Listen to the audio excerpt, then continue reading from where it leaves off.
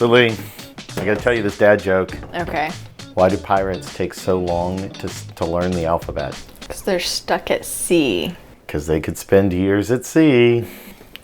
Nice. Glad that was okay. Hopefully the MoneyWise FAQ will be just as nice. Hopefully.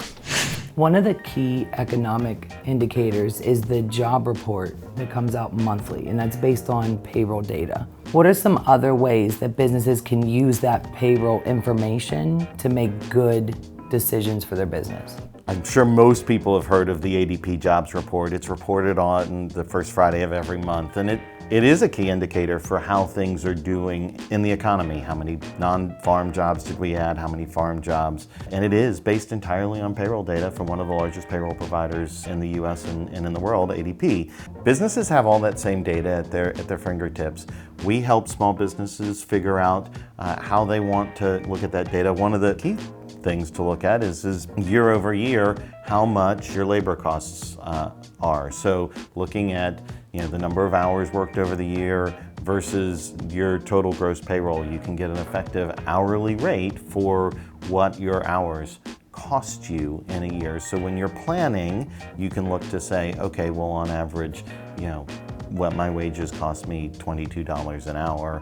If I think I'm only gonna make X dollars, then based on that $22 an hour, I can figure out how many hours I can actually have somebody employed to cover that cost. What are some other ways? Some of the other ways you can use the data. If you're a nonprofit and you have grants that you need to report to, you should be able to use your payroll data to leverage kind of the cost of the hours spent on each of those grants. So that should make your grant reporting a little more efficient, a little easier to get the answer that you might need to show that you've done the work that the grants asked you to do.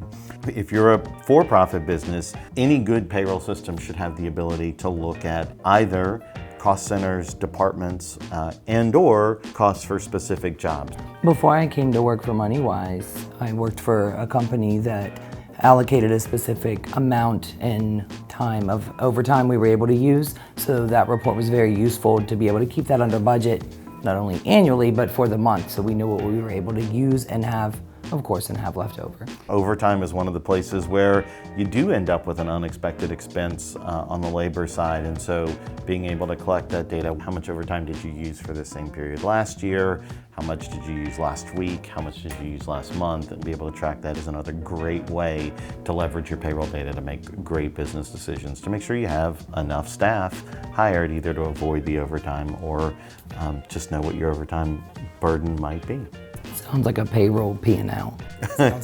Yeah, right? Payroll data is super useful for a whole lot of things. The payroll data on your profit and loss is important, but your time and attendance data is also important, and that payroll data can be used really to leverage a lot of other business reporting. If you have questions about this or any other payroll-related issue, please subscribe to our newsletter from our website or follow us on any of our socials. Feel free to give the office a call and talk to one of us directly. We'll be more than happy to answer any questions you have. My name's Sean.